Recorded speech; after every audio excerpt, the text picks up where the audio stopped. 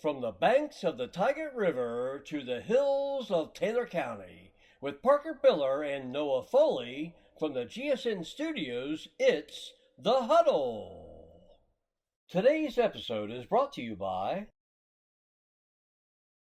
Ladies and gentlemen, welcome back to another episode of The Huddle. Another Friday is upon us here in the great state of West Virginia. It's the 21st of November, and it is the 34th episode. Make sure to join the text line at the show, 304-612-5901, 304-612-5901. And ladies and gentlemen, joining me today is Mr. Tyler Clem, GSN Associates. Yes, sir.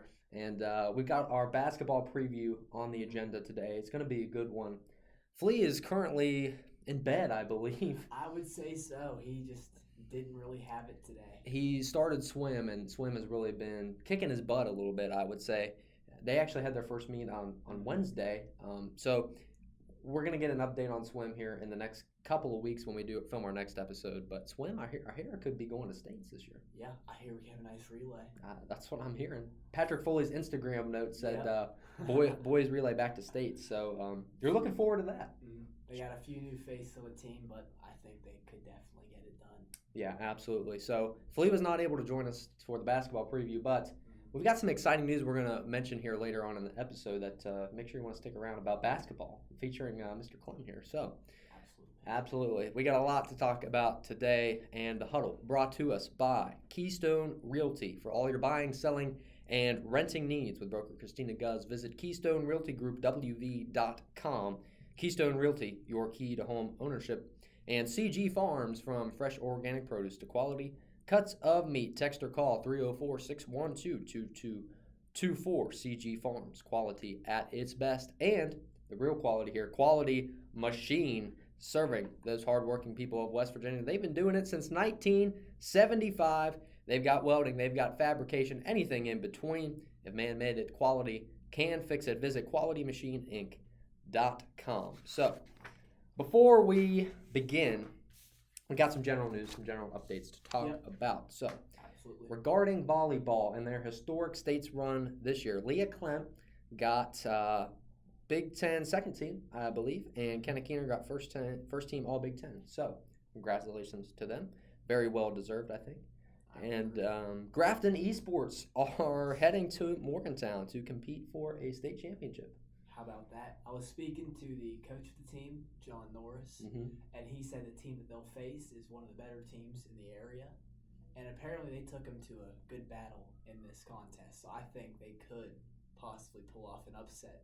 I'm glad you knew that, because I did not know that. I know. Just spoke to him today about it. But yeah. That's very interesting. We'll have to look into that, esports. Here we go. So, in other more breaking news, head football coach of Grafton High School, Mickey Foley, has stepped down from his position after just 4 seasons. His total record with the team was 5-35, and that was his record over those 4 years, and just couldn't really find success within the program.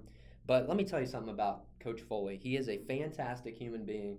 He cares about this community. He cares about the kids, and he's cared about GSN. He's helped us every step of the way. He's the one who gave us the idea to start all this. So,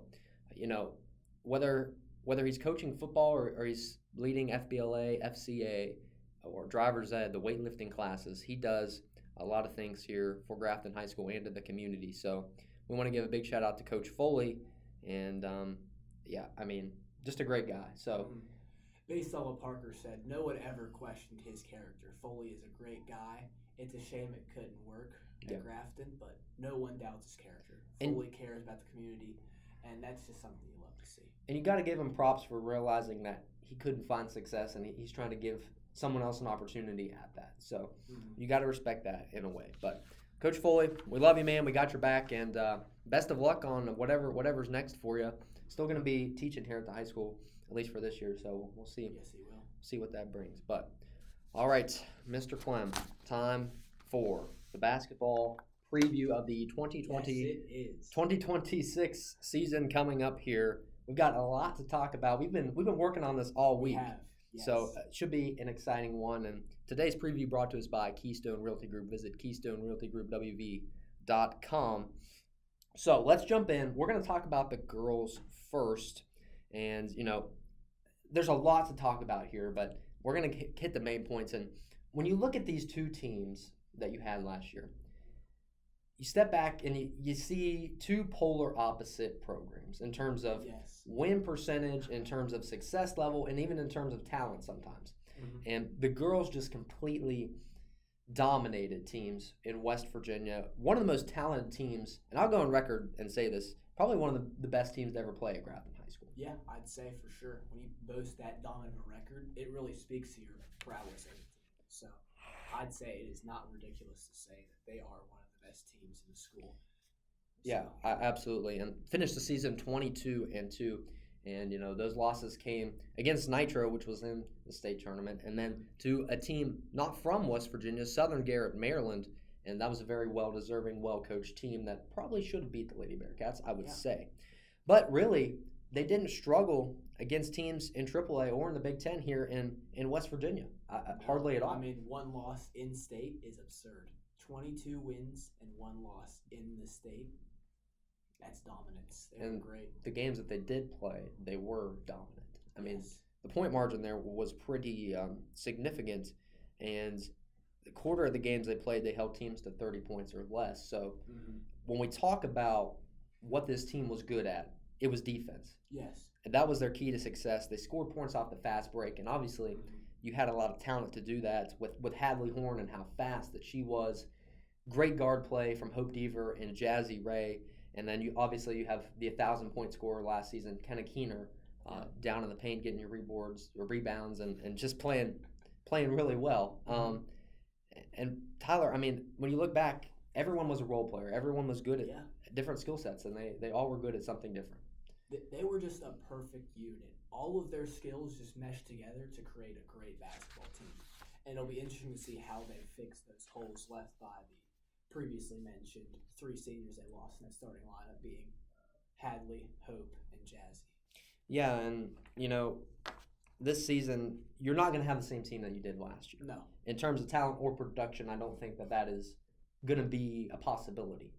I mean, I think we can get close with what we have, but like you said, losing 3 out of your 5 starters, that's going to play into it a lot for sure.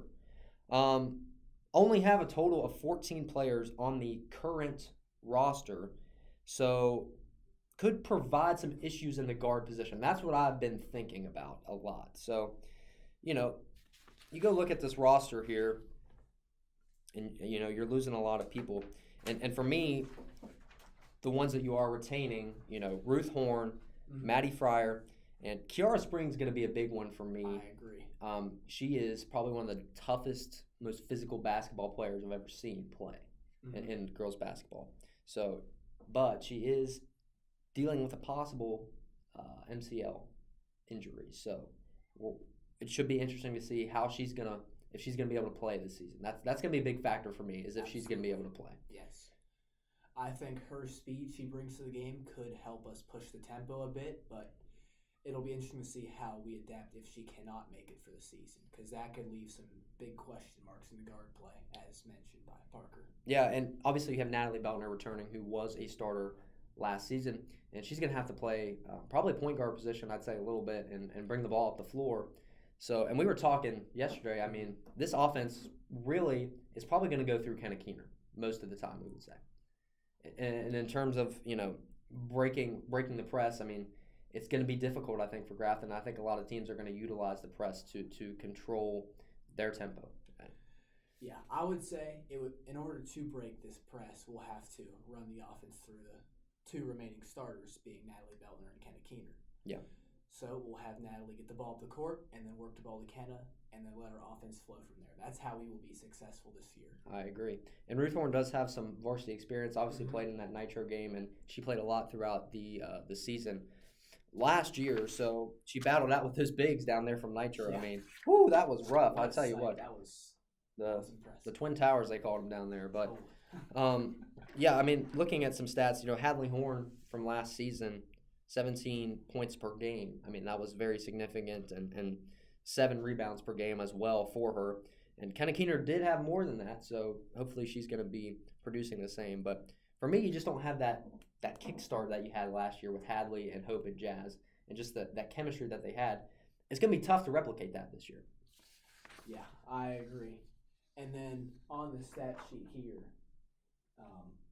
I'd like to see us get more boards. It's been, especially losing Hadley, it's been exclusively Kenna. I feel like specifically, I think Natalie should probably try and get a few more boards. Only averaging 4. I think she can do more. She has the height, for sure. She has the height, absolutely. And that's crucial in women's basketball, I feel. It is. It is. And let's move on to strength of schedule for the Lady Bearcats. And, we were trying to figure this out, and it's hard to gauge where this team's going to be because we don't know how they're going to play. But they're opening up the season 2 away games at Washington High School and at Morgantown. So those are going to be tough opponents. And then obviously Nicholas County here at the CM Board tournament. I think they should roll through that one. And then, looking through the list, John Marshall, that's a tough team they're going to face. Hurricane, that's going to be a tough one as well. East Fairmont, RCB, Nitro. Nitro's on the schedule there too, so have to relive that one again. But, this is a decently tough schedule, and I think the Lady Bearcats are going to have a good season. I predict them maybe to, I'd say, win 10 games at least. I think we can set the bar there. I think that's attainable. But, they're coming off a really hot season last year, and you're hoping that they can maybe carry some of that momentum into this season as well. That's what you're hoping for. I think the biggest telltale sign will be how they handle these initial games because they play 2 very tough teams in Washington and Morgantown. Yeah, absolutely. So if they can show, even if they don't win, if they can just show that they have the fight to pull it off, I think that'll be a great sign for the season to where they could maybe win a few of those tough games. Hopefully make them, but. Yeah, and absolutely, and we'll be able to better gauge that once we see them play for the first time. So they're going to be away, and their first home game, I believe, is versus Nicholas County on December 10th. So we will be broadcasting that game on. We will be live. We will be live. The Grafton Bearcats YouTube channel. We will be live there broadcasting that game. So that's the Lady Bearcats, taking a look at them. Let's talk about the boys. Ooh. So last season was not the year you would hope for. In any regard, really. Finished the season quite opposite of the Lady Bearcats. They had 2 losses, and the Bearcats had 2 wins. It's 2-18 on the year, and those wins came against Hampshire and Philip Barber, a rival. So that was a good win at home. And here's what looking back and looking at the film and everything. Something that stood out was we didn't have the same starting 5 each game, and to me that says that we cannot find the guy. And the Bearcats couldn't find a true scorer last year whatsoever. And I think that's, we just couldn't work the ball inside the paints, and we struggled to get consistent looks on the basket, especially when you don't have a true scorer. That makes that 10 times more difficult. So Absolutely. I just think we have to stop the revolving door of starters. They have to find a rhythm with each other in order to score more points, as you previously mentioned. And then there might be room for someone to be their scorer. And I think this year we could see it. I think Jacob Motes has the potential to do that. I believe Tucker has the potential to do that. I believe Jonathan Mayer can pull it off as well.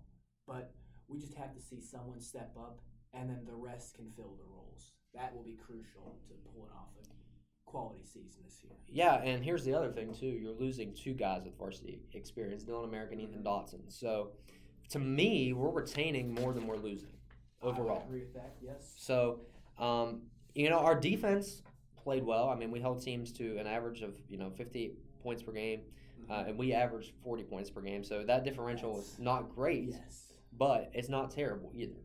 Yes. So, what are your thoughts on last season overall for the Bearcats? I mean, what did you see personally? I just saw a lack of fight as the season went on, especially early on. We started the season off 0-15.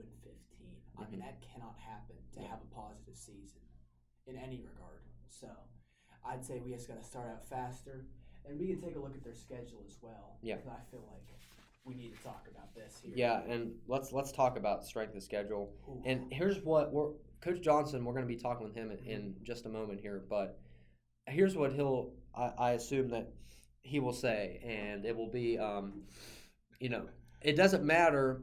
You just have to play your best basketball come the end of the season because everyone gets into the tournament. So, obviously, wins don't really matter in high school basketball and AAA in the state of West Virginia.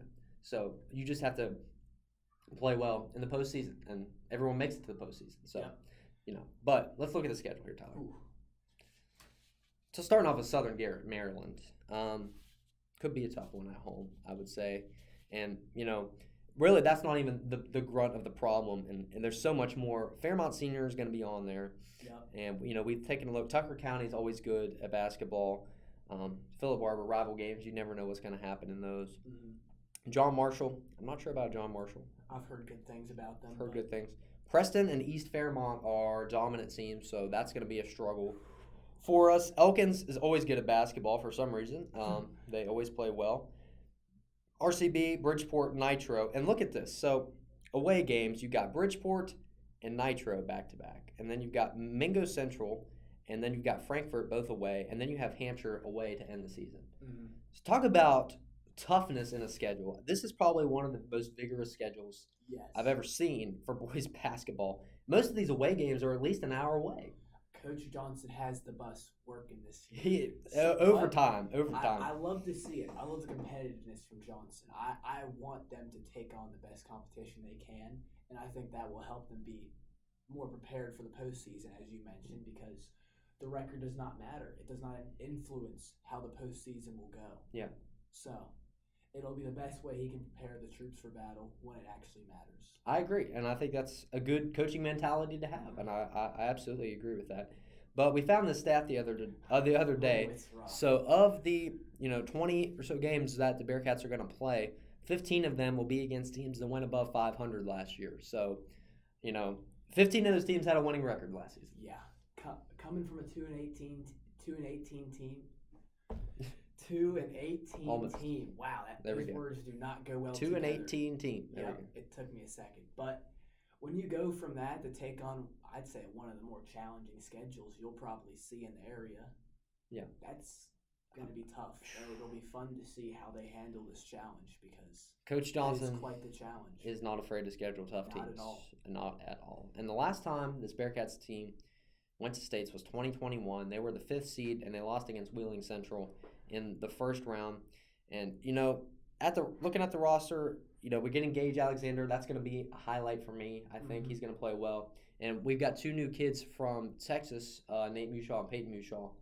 I think Nate Mushaw is going to probably get some varsity minutes there, and it's going to be interesting to see what the roster is going to look like, the starting 5, or what the main roster is. We do have some depth I think we can work with. We definitely do. I think that's one of our strong points, but we have to make sure we assign those roles. The girls did a great job of assigning roles, and that led to more success. We have to have everybody in a set position so they can better prepare themselves as the season goes on.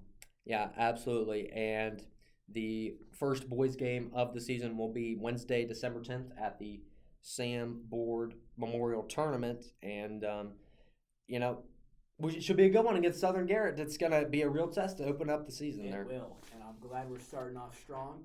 Hopefully it sets a tone for the year so we can improve on last season, which shouldn't be too difficult, I'd say.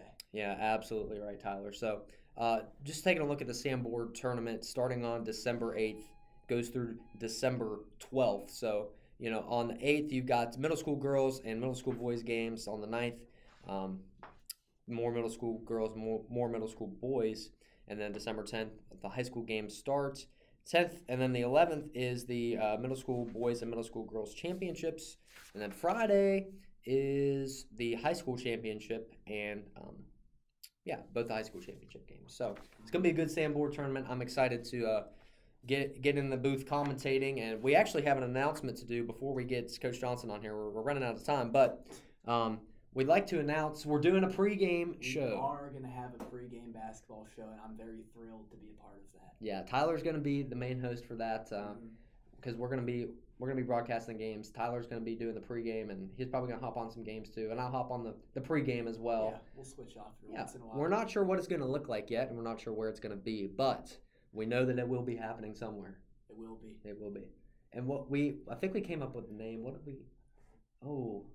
Wasn't it the Rebound? The Rebound. Yeah, it was a Rebound. The Rebound. Pregame show, the Rebound. We got to make a logo and all sorts of stuff, but I think we can work on that. Yeah. I figured we'd give a hard launch here. So Tyler's going to be hosting the Rebound pregame basketball show for boys and girls later this basketball season. So, thanks for joining me on the this basketball preview. It's been a good one. Cool. So, yeah, with that being said, we are going to still talk about boys basketball here. Coming up with Coach Mike Johnson of the boys basketball team. We'll see you on the other side of the break. Stay with us. When you are looking for your dream home, time is of the essence. You need an agent that has their finger on the pulse and keeps you in the know. That's why Keystone Realty Group is the most trustful realty group in North Central West Virginia, with agents that are responsive, honest, and will go the extra mile to get you the deal you want on the home you love. Keystone is your key to home ownership. Visit Keystone Realty Group, WV.com. That's Keystone Realty Group, WV.com, and broker Christina Guz for all your buying, selling, and rental needs. Hey, welcome back, folks. Joining us now on the program, Mr. Johnson, head coach of boys basketball team. Coach, thanks for joining the show again. You're welcome, man. Thanks for having me. I appreciate it. It's always a pleasure to have you on the show, and we just did our basketball preview for boys and girls this season, and we wanted to talk to you and get your thoughts on the team overall. So you guys are 4 practices into the season so far. What's just been your overall thoughts on the team, and how have you guys been looking? You know, early on, you're just trying to kind of figure out all your pieces, what you have, and how it all meshes together. And you're getting, new kids. We had a couple kids move in. We had some freshmen moving up. That are sophomores now. So you're trying to figure out those pieces early on. That's kind of been what we've done the first 4 days, couple days of tryouts, and then we've kind of moved into practice the last couple of days. Okay. And in terms of raw talent and overall play style, how would you compare this year's team to last year so far? Last year was a little bit tough. It was a struggle. We a lot of new faces last year. We dealt with some injuries. We dealt with a lot of sickness. But the positive in all that was a lot of guys got a lot of experience. So I think we've shown growth from obviously last year to this year. These guys have been in the gym quite a bit. So we're excited about where we're at. We've got to find some consistency right now. We've been really inconsistent this week, and I think that'll come, the further we get into this. Okay. And, for you, what's been the main message to the guys so far in this preseason? What have you been telling them? What's been the motivation? Right. Well, the motivation is, we've got to work to get better every day. We got to get a little bit better every day. Coach Knight tells them a bunch, one of my assistants, that, we can't take steps backwards. Like, I think today's Friday, we practiced last night, and we weren't very good last night at all in practice. It's the worst practice we've had in the first 4 days. And we're just, we're honest with them. Like, listen, guys, we weren't very good tonight. So right now we're looking to find that consistency. And, every day they've got to understand it's an evaluation process. And we continue to evaluate and kind of see where we're at. And we'll adjust our style of play, as depending on what we're good at and what we can do well. And we'll have to figure that out as we move forward. Yeah, absolutely, Coach. And obviously, this year's schedule is no cakewalk. You're starting out the year with Southern Garrett. You got Nitro and Bridgeport later on the schedule. You're not afraid to schedule any tough opponents, are you? No, we're not. We've always done that. This will be year 11 as being the head boys coach here with my staff and I, and we've always scheduled this way. Our goal is obviously every year to get to Charleston. That is our ultimate goal. It's not to go undefeated. That would be nice, or win the conference, which would be nice. But our ultimate goal is to get to Charleston. And our mindset there is if we challenge ourselves through the season, then when we do get to Charleston, we're able to compete with just about anybody down there because of the way that we've been tested throughout the season. But the schedule's tough. Playing in the Big Ten's tough. Bridgeport, Fairmont Senior, North Marion should be good. East Fairmont's got a good team. Birds are returning to everybody from last year. Bridgeport was a state champion last year, and mentioned Nitro. I don't know anything about Southern Garrett. They're coming to the Sanborn tournament, so we're excited about a difficult schedule. We are, and people ask me why you schedule like that, but again, the idea is to get better, and I think by playing good competition, it challenges us and makes us get better. It does, and everyone gets into the playoffs, so that's another thing too. Right, absolutely. So why you want to schedule those tough teams? Yep. So, Coach Johnson of the boys basketball team.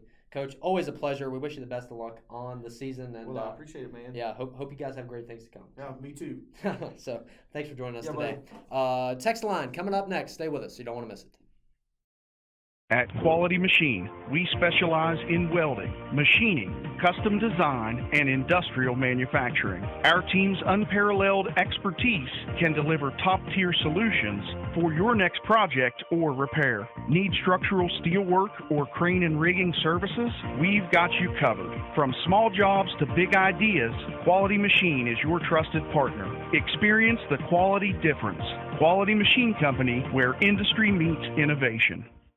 And welcome back in. Time for You Text, We Talk. Join the text line at 304-612-5901. That's 304-612-5901. We got a lot of textures about WVU basketball this week, so we're gonna look at those. Should be interesting. Texture says Ross Hodge was a great hire for WVU. Ren Breaker is doing a fantastic job with what has been given to him. So I agree with that statement. I would say it's a very fair statement. So far, Hodge is undefeated as a Mountaineer, so hopefully they can continue that going.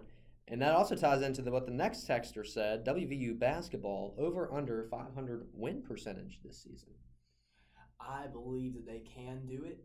Now, it is hard to say this early into the season because I don't feel like we've had a proper test so far, but based on the talent and hard work I've seen out of these boys to start the season, I'd say it's not ridiculous to say 500. I think we should make the tourney as well. Yeah, I mean, Big 12 probably the toughest basketball conference in the country. So I mean, it's gonna be tough, definitely. I mean, I think we can get close to that number, but anything less, I don't know. I really don't know. It's hard to tell because it is very tough. Well, I mean, we've played Pitt was probably the truest opponent that we've played so far, and steamrolled them. So yeah. And they obviously in the ACC conference, but I don't know. It's gonna be interesting to see, Tyler. But I agree. We'll have to keep looking at it. But yes, we will. Texter says our best chance for success for WVU basketball is to run the offense through Obioha. He is a dominant force in the paint and will be crucial to winning games, as we do not have much three-point shooting ability yet. And I kind of disagree with this one a little bit because we have the three-point shooting ability. It's there with Hunter Huff and a few of those other guys, but they have the ability. They just haven't performed yet. So yeah, I could see threes falling in the future, but at this point in the season, I believe Obioha is our best player. I agree. As he's shown dominance that I have not seen out of WVU big. I agree. In a decent while. DJ Turner as well. I think he leads the team in points per game at this point. He's having a great year. Or DJ Thomas, not DJ Turner. I think it's DJ Thomas, isn't it? I believe it's Thomas. DJ Thomas. So. Yeah, but he is fantastic as well. So, Texter says, WVU football is showing some signs of life, but I believe our current quarterback will not be our future quarterback. However, our recruiting class has been solid so far, and the next year could be promising. I agree with that. Interesting thing. I don't. The people love Scotty Fox, but I don't know if he'll stay. And even if he does stay, I'd like to have a true passer playing for the Mountaineers, as I don't know if he can consistently throw the ball well and on target. I agree with that, and I haven't hopped on the Scotty Fox train yet. I don't think I probably will. I know Grayson Ramazan has been big Scotty Fox guy since day one. Yep. Grayson Ramazan has been a Scotty Fox guy, but I think he'll stay, but I don't think he might not stay. What do I know? He's a true freshman. I could see him leaving. I could very well see him leaving too, but I mean, what do I know about Scotty Fox and what he does? But I agree. I like a true passer better than I like someone like a Garrett Green or a Scotty Fox. That But miss Will Greer. Yeah, I miss Will Greer too. Those were the good old days of WVU football. But Mountaineer minutes. I mean, we basically talked about most of the stuff, but I do want to mention WVU soccer. What a game! What a fantastic game! 4-3 win over St. John last night. Marcus Caldera is stone cold. I mean, he can get the job done. Did he have 2 or 3 goals that game? I believe he had 2. Did he have 2? And he had the game-winning goal, obviously, too.